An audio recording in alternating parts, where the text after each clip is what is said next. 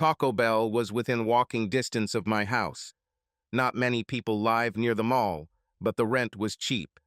Every night I went there and ordered the same thing, a burrito and a large drink. This was my excuse for dieting. I was always happy with this dish because it cost less than $3, which meant I could save more money. I've been saving all the money I can for the past 6 years. I had one goal: to buy a wife. I didn't care where she came from or what she looked like. It was important that she lived with me and shared my life. If I'm lucky, she might even like me. I never considered love as an option. I've always liked children and always wanted to have my own. This was the only requirement I planned to include when applying. The woman I ended up with must be willing and able to have children. I unwrapped the bean and beef burrito. My hands were huge, rough and rough. They were perfect for the hot, juicy delicacy that was my dinner. I worked with heavy equipment all day long, and even when I wore gloves, at the end of the day they still looked like big pieces of meat. It was my job. I loved her, and they paid me well. A boy of about 6 was sitting 2 tables away from me.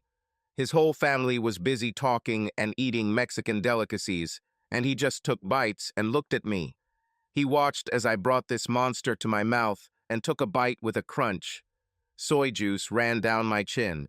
To him, I was charming. I wiped my chin and smiled at him. When he smiled back, I felt happy. I finished my dinner and headed for the door. The boy didn't take his eyes off me. As I walked out, I smiled again. Children liked me, but adults, especially women, seemed to find me repulsive. As I walked past the building, I looked at my reflection in the windows. It truly was an impressive sight. My height was over 180 centimeters, and my hair was cut short. If they were any shorter, I would go bald. I had a wide, flat face with a large mouth. I wasn't the guy girls dream about when they go to bed at night. I graduated from high school, but never went on a date, not even to prom. I think it was partly my fault because I never asked a girl to go out with me. I was conditioned by the rejection biases that I constantly carried within me. It was sad, but I was okay with it. In another 2 years, I will have enough money to buy something for my wife. I might get on the computer tonight and do some more shopping. Now I had enough money to find a girl in several places, but I hoped that if I spent more, I would buy a better product. It was a sad way to think about your wife, but a guy like me didn't have many options. It was only a 5-minute walk to the house. It was a small bungalow with 2 bedrooms. It didn't look too big, but it was furnished and the utilities were cheap. There was a kitchen in the house, but I never used it. I didn't even have any dishes or kitchen utensils, but I had a refrigerator with cold drinks. At night, the shops in the shopping center were empty. It was a little creepy, but cool at the same time. From time to time, as I passed by, I would scare away a cat or a lost dog. Tonight was a little different. There were 3 of them, and they seemed to be having a damn good time beating the crap out of someone on the ground. I didn't know if this guy deserved a beating or not, but I didn't like the odds. All I said when I approached them was hello. All 3 stopped and turned to me. I had the distinct feeling that I had just screwed up big time. I was big, but not cool. I always avoided fights, but looking back, I realized there weren't that many. No one bothered me just because of my height and unsightly appearance. These guys, however, were not impressed. I quickly decided that now was not the time to be the good guy. The first one didn't have a chance.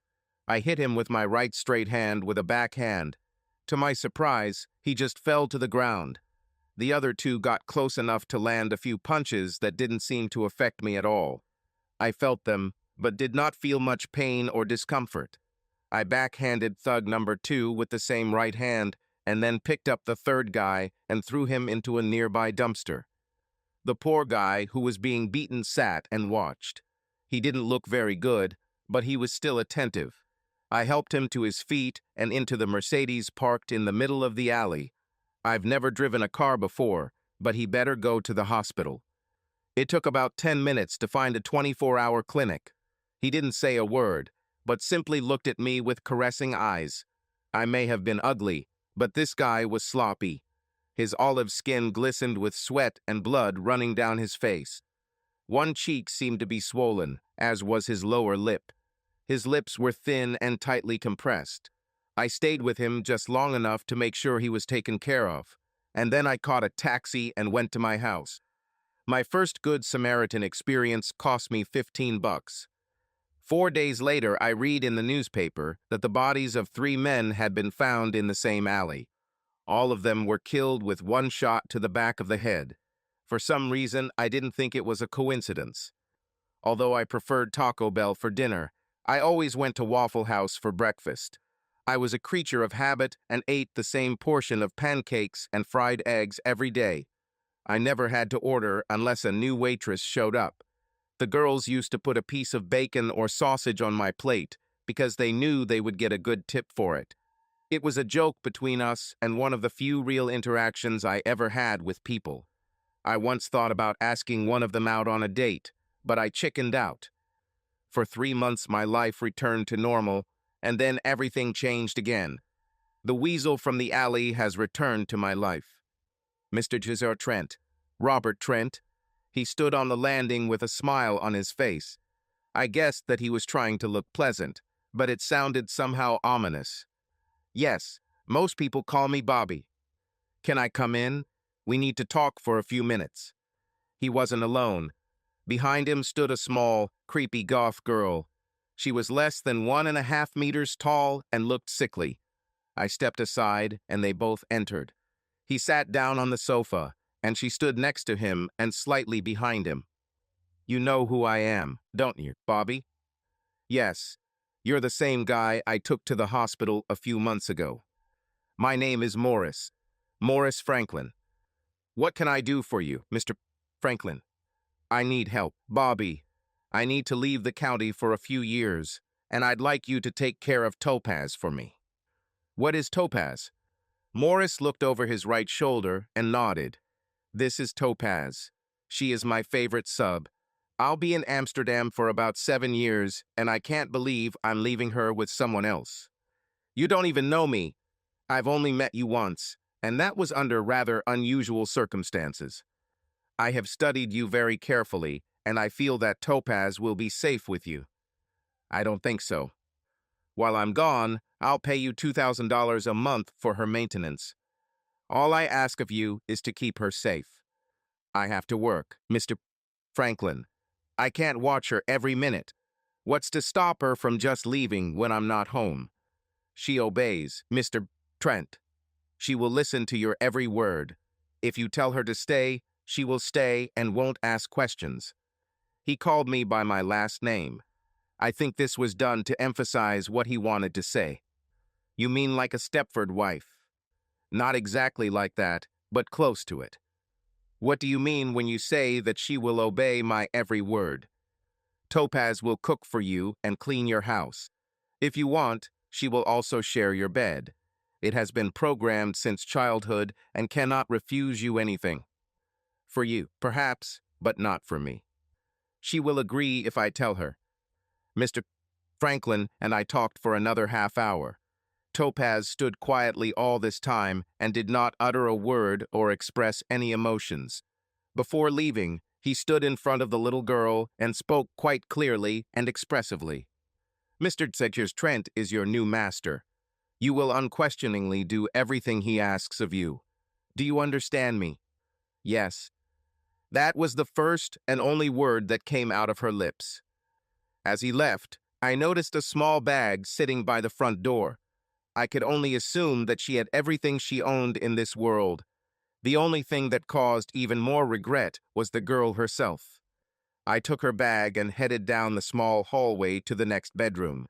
She followed me like a puppy follows a dog. When I showed her where the toilet was, she gave me a small smile and immediately went to the toilet. It felt like she hadn't gone to the toilet all day. I assumed that when I showed it to her, she took it as permission to use it. Mr. Franklin left me a check for $2,000, but no phone number or contact address. It looked like I was in a bind. There was no food in the house. To feed her, I had to take her with me. I ate lunch while I was at work, so she had to skip that meal. It didn't work. I had to make some adjustments. It was time for dinner, and she followed me to Taco Bell. I asked what she wanted, and she just looked at me. I got my usual, and she got 2 soft chicken tacos with a small drink. It was an interesting dinner because for the first time more people were looking at her than at me. It was easy to see why. Topaz had straight black hair with a pink stripe on the sides. The dark eyeshadow and purple lipstick gave her a very strange look. I think it would be attractive to some, but not to most. In addition to numerous ear piercings, she had silver or metal studs in her eyebrows, nose, and lower lip. One of them on the tongue was not so noticeable. Although I understood why, I was annoyed by the whispered comments made by many of the visitors. For some strange reason, I'm starting to feel a little protective of my new charge. On the way home, I tried to find out more about her. What is your name? I have a birth certificate. It says my name is Madison. Madison Hart. But I don't know this name. How long have you been working with Mr. Franklin? I'm not sure. I think 4 or 5 years. How did you meet him? I haven't met him. He bought me. I had many questions. Morris Franklin bought this young girl just as I was going to buy a wife. Suddenly, I felt as much of a scoundrel as he did. I didn't ask her any more questions. When I got home, I called my boss at work and took a week off. I had a long vacation ahead of me, and I had a lot to do. Topaz seemed extremely pleased when I told her that she could use the toilet and bathroom anytime she wanted. Apparently, it was common practice to control such things. I told her she could take a shower, and she immediately started undressing in front of me. Normally, I would have turned and walked away, but in this case, it was her body that caught my attention. She had scars and bruises all over her body. Many of the scars were from cigarette or cigar burns. Her back was covered with marks from the lashes. I was confused by the whole situation. I realized it had to do with a culture I was unfamiliar with. There were more metal decorations. She wasn't my property, but she was going to be with me for 7 years. I had to make a decision, and I made it. Topaz came out of the shower and joined me in the living room. She was wearing nothing. The initial shock of the state of her body wore off, and I now realized that I was alone with a naked girl. She was young and petite and had a beautiful body despite her flaws. I quickly realized that she was naked on purpose, probably because she thought that was what I wanted. She was not ashamed of her body and seemed comfortable in my presence. I left the room and returned with a large beach towel. She seemed embarrassed when I insisted that she cover herself. Damn it, I embarrassed myself. I could have watched her all night, but for some reason I felt dirty and guilty. It was still early evening, but I needed a break. I walked her into the bedroom and closed the door. She looked disappointed, but I couldn't tell if she was afraid she had done something wrong or was unhappy because I didn't want to have sex with her. I really wanted to sleep with her, but not under the current circumstances. I was looking forward to my first morning with my new guest. If she was going to be with me for 7 years, some things needed to change. I went into the kitchen, and she stood at the table and waited. I didn't know how long she was there. We couldn't do anything in the kitchen because it was empty. I headed towards the door and Topaz immediately followed me. She followed me all the way to the Waffle House. We didn't say a word. Today, I took a separate seat rather than my usual one at the counter. Glenda worked behind the counter and brought water and coffee for both of us. She looked at me questioningly and seemed to be waiting for some kind of answer or explanation. I didn't know what to say. I'll have breakfast as usual and bring a Western omelet for the lady. Glenda made a strange grimace when I used the word lady in relation to Topaz. There were a lot of people behind the counter, and we caught the looks of employees and other customers. My breakfast was as I ordered, but there was no extra meat on the plate today. Topaz ate everything without saying a word. When we left, I left a larger tip on the table than usual. Glenda and the other girls may have felt a little awkward in the presence of my guest, but a big tip should have shown them that I understood. I didn't mind people staring at me and making quiet comments, but I didn't like it when they did the same to Topaz. On the way back home, I made my first big decision. Topaz never sat down unless she was ordered to, even in a restaurant. She never spoke unless asked or required explanation. I told her to sit at the kitchen table, and I sat down opposite her. I am your master. Is that right? Yes, master. You must do everything I tell you. This is right. Yes, master. From now on, your name will be Madison. You understand? Yes, master. My name is Madison. I didn't like this game, but I didn't know how else to do what I wanted. I didn't have any grand plans for her, but something had to be done. Now that the name problem was resolved, I offered her the first task. I slid needle nose pliers, a tube of Neosporin, and a small container of Tupperware across the table toward her. She looked at them and then at me. Madison, go to your room and take off all your clothes. I want you to remove all the metal studs and piercings you have. Every single one. Place them in a plastic container and then take a shower. Once you are clean, apply a small amount of ointment from this tube to each of the empty orifices. You don't have to do it with what's on your tongue. When you're done, get dressed and come back. Oh yeah, Madison, please, no makeup. I don't know why I added please. It was probably out of habit. I'm not a big drinker, but I had a beer while I was waiting for her. I thought I heard her make a few little ouch sounds, but I was probably wrong. She should have been more resilient than that.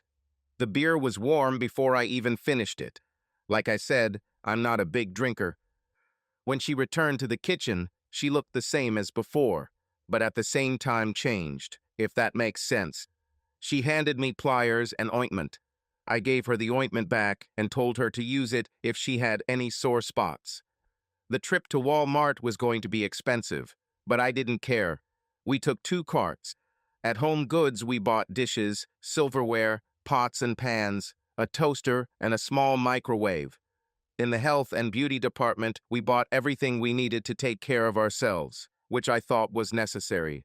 She helped me choose soap, toothpaste, and feminine care products without my help. It was a relief to me that she had anticipated what I wanted from her. When we walked into the hair dye section, things slowed down a bit. I asked her which package was closest to her natural color. She seemed a little confused, but eventually pointed to a box that had a photo of a girl with brown hair on it. She looked at the box and smiled before placing it in the cart. When we got to the women's department, I found an employee and asked her for help. I told the saleswoman that Madison needed 6 sports bras and a dozen pairs of cotton underwear. I wanted it to be practical rather than sexual and felt it was important to communicate my desires. We also bought socks, slacks, blouses, and a light jacket before heading to the shoe department. I planned to buy her 2 pairs, but ended up getting 3. When we headed to the produce section, the first cart was full. I was completely confused. As an ordinary man, all I could think about was steaks and hot dogs. Madison noticed my hesitation and touched my arm. Robert? I didn't expect her to speak. Yes. Do you want to buy a coffee pot? Of course, I wanted to buy a coffee pot, but I didn't think about it while I was in the appliance department. I just looked at her and nodded affirmatively. You go get the coffee pot, and I'll get the food. Wow, it was a relief. I wasn't planning on going grocery shopping. She took the empty cart and headed to the meat section while I tried to find the coffee pots. After 15 minutes, I stopped. What the hell was I doing? I left her alone and went to wander around the store. She could just leave, and I would never be able to find her again. God, I was as stupid as I looked. I grabbed the cheapest coffee maker they had and rushed back to the produce section. I couldn't see her. I walked up and down the aisles, but she was nowhere to be seen. Robert, I'm ready. Did you take the coffee pot? She was walking right behind me. The cart was half filled with groceries. She smiled, noticing that I was happy to see her. I don't think she understood why I was happy about it. The total amount for everything was more than $200. I had money, but I decided to use my credit card. I didn't have many opportunities to take advantage of them. On the way home, Madison smiled. I thought I heard her humming something to herself, but maybe I was wrong. I tend to imagine good things because it brightens my life. First, we laid out the food. I asked her to choose where she would like to place things. She was a little hesitant at first, but quickly got the hang of it. She watched me from the kitchen as I carried her new clothes into the bedroom. The packages took up most of the single bed. The bathroom had a small linen closet. I put all the new toiletries and personal items on one shelf.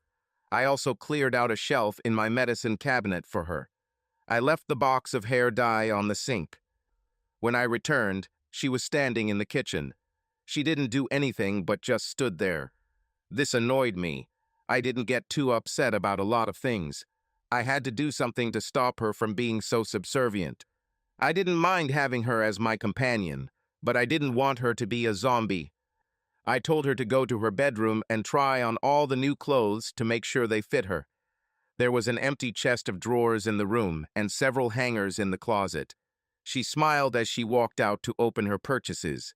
She already knew what lay there, but it seemed she still couldn't wait to look at them again. I decided to figure out how to use the new coffee pot. I ended up with a mess on my first try, but it turned out pretty well on my second. I was enjoying my culinary skills by making coffee when Madison returned to the kitchen. She was wearing jeans, an orange t-shirt, and white tennis shoes. She was nice. She smiled when she saw me smiling. I was still drinking my wonderful brew when she skipped back into the bedroom.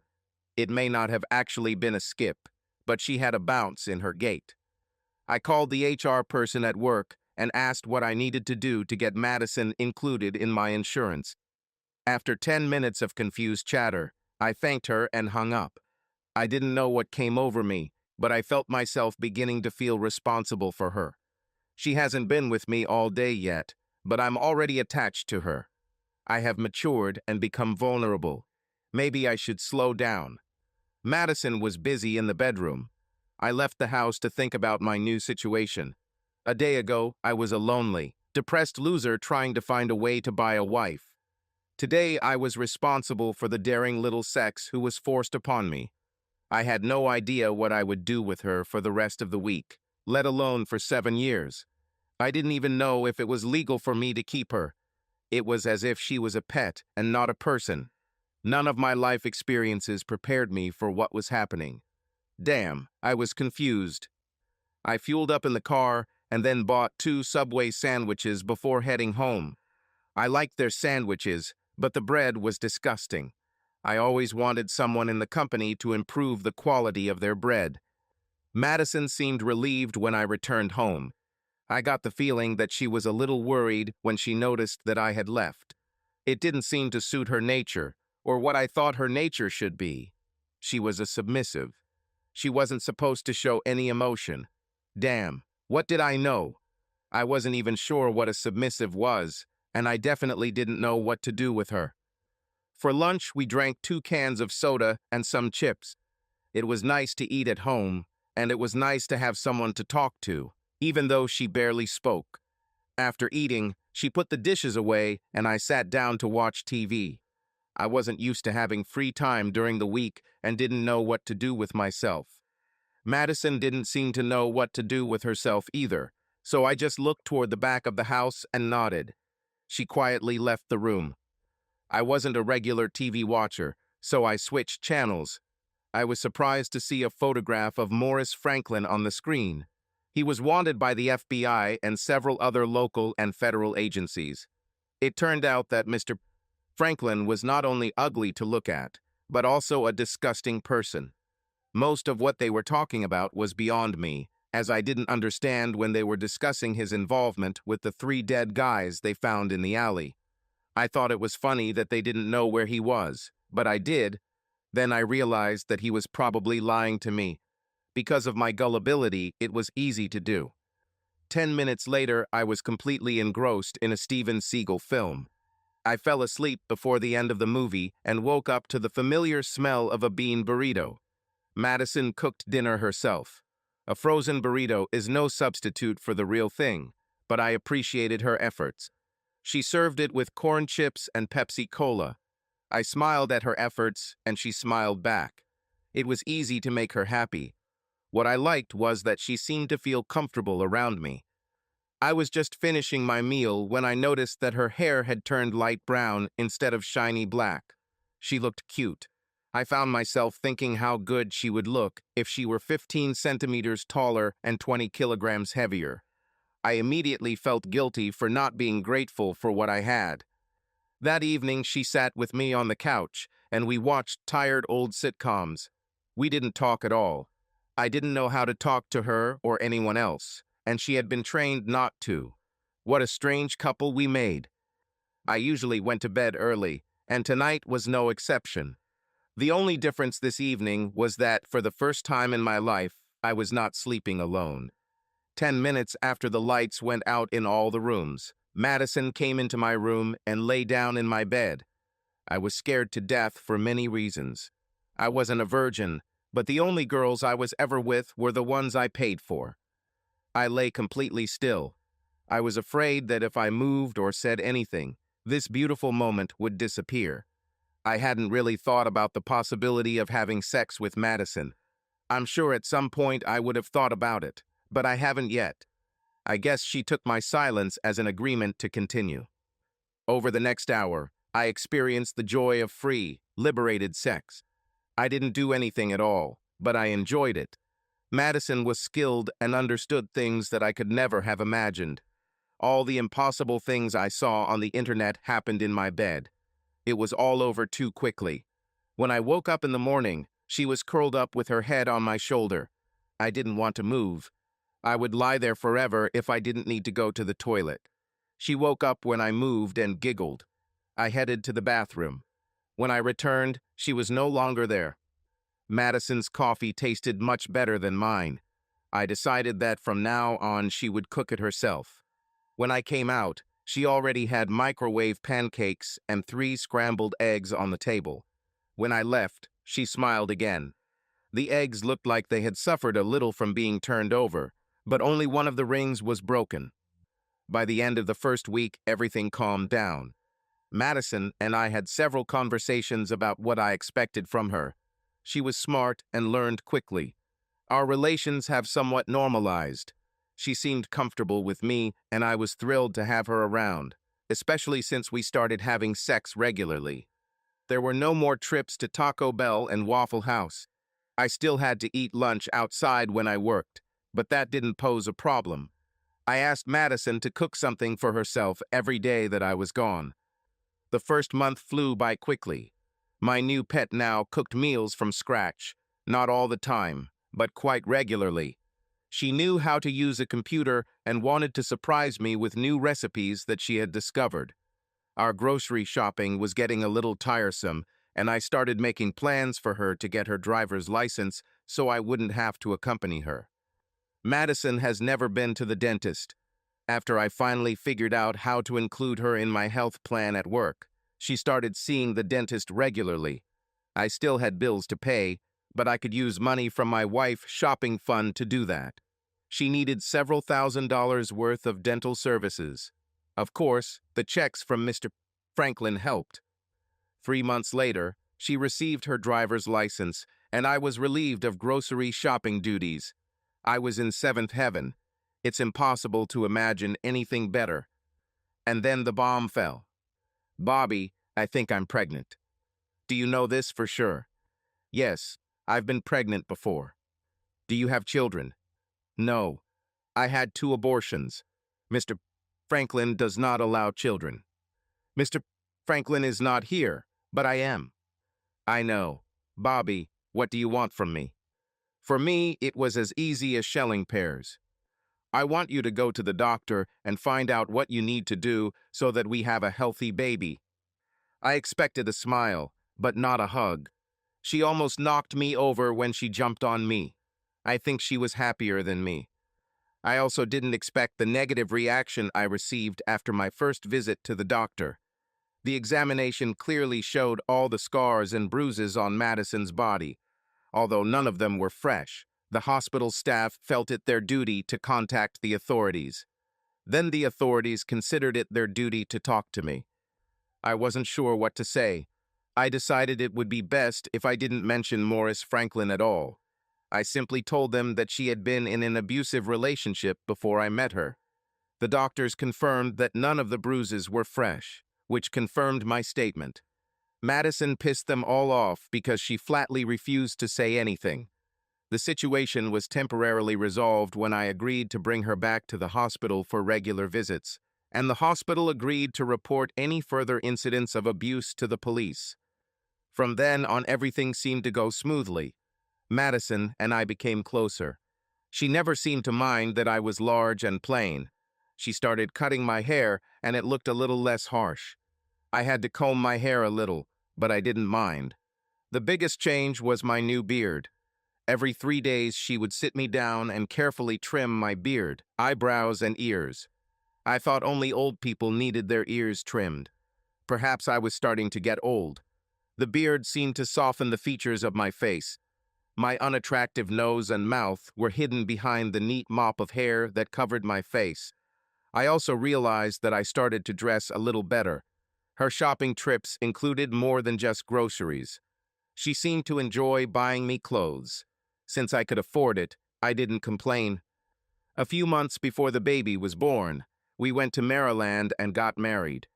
Morris never said we couldn't, and besides, he wasn't here. We gave birth to an adorable baby girl whom Madison named Roberta. My parents moved to Florida many years ago, but flew out to see the baby and meet their new daughter-in-law. My mother and father seemed amazed that I had attracted the attention of such a wonderful girl and married her. I never explained the circumstances to them. Madison had no idea who her parents were, so we had no one in her family to contact. A few months later, we bought a house.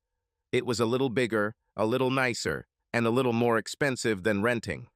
I got a good raise at work that year, and that helped. We continued to receive a monthly check from Mr. Franklin. One way or another, he found out our new address. The following year, we had another daughter, Marcella. I was, of course, glad that we purchased a new house. My life was full of meaning and everything was perfect. I had a good job, a comfortable home, a beautiful wife, and 2 charming daughters. What more could a man want? But time flew by too quickly. Madison and I had completely forgotten about Morris Franklin. Although we were reminded of this every month when the check arrived, we seemed to be detached from the reality of its existence until the phone rang. "Mr. Trent, this is Morris Franklin." It was a shock. I knew that one day he would return, but I kept thinking that maybe something would change. That did not happen. "Yes, Mr. Franklin, glad to hear from you." Of course, it was a lie, but I tried to be polite. "Mr. Trent, it's time to settle everything." I returned to the county and temporarily stayed at an executive hotel in the city center. I live in room 1222. I will be waiting for Topaz at 6 o'clock in the evening. I want to say how much I appreciate the fact that you took care of her in my absence, and I will add a small bonus to your next and final check. I said nothing. I couldn't get a word out. I sat in silence. "Mr. George Trent, can you hear me? Can you hear me?" "Yes, I heard you. Room 1222 at the Executive Hotel at 6 o'clock. I'll make sure she's there." Madison stood in the room and heard me ending the call. She stood looking at me and finally spoke. "What did he say, Bobby?" "He said it was time to make things right. I do not know what to do." "What do you want from me?" "We have no choice. It's time to make things right. This must be done." Madison looked at me, and I knew she saw the tears in my eyes. Grown men don't cry. I left the house and walked down the street. I didn't know where I was going, but I just wanted to take a walk. 2 hours later, I returned home. My wife was sitting on the sofa, all dressed up. Roberta and Marcella sat comfortably in front of the TV. She stood up and looked at me without flinching. "I have to go. You must take care of the children. Dinner on the stove. Just warm it up." After she left, I sat on the sofa and cried. The girls didn't notice anything. We had a quiet dinner. Roberta asked where her mom was, and I told her she had to go to a meeting. I had no idea how I would explain tomorrow why she didn't come back. It was a dream. A wonderful dream. I still had my girls, but Madison was gone forever. I had just put the girls to bed when I heard the front door open. It was Madison. She's back. I burst into tears like a child, rushed to her, and picked her up. "Take it easy, Bobby. Take it easy. You'll break my ribs." "Sorry. I'm so glad to see you. I was afraid that we had lost you forever." "Why? Why do you think so?" "I don't know. I think it's because of your relationship with Mr. Franklin. I felt like I didn't have a chance." "Bobby, what was the last thing Morris said to you before he left?" I thought for a moment before answering. "Mr. Trent is your new master. You will unquestioningly do everything he asks of you. Do you understand me?" "What did you tell me to do tonight before I left?" "I told you it was time to make things right." "That's exactly what I did." "Bobby, that's exactly what I did. Did the girls have dinner?" "Yes." "Fine. No more talking. Let's go to bed." I had a restless night. The next morning, Madison acted as if everything was normal. I was at work when I found out what really happened. The TV in the break room was showing the news.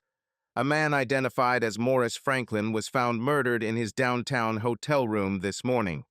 He was tied to the bed with silk ties, and a plastic bag was placed over his head. Police were searching for a goth girl who was caught on CCTV going in and out of his room earlier in the evening. That evening, I brought home a dozen roses for my wife. For dinner, we had burritos, not frozen. I'll miss these monthly checks, but I think we can handle it. Subscribe to our channel so that your second chaff doesn't cheat on you, and go ahead and listen to the next story, because this story is nothing compared to the next one. If you're under 18, don't even think about listening to the next one. Listening to the next one. Listening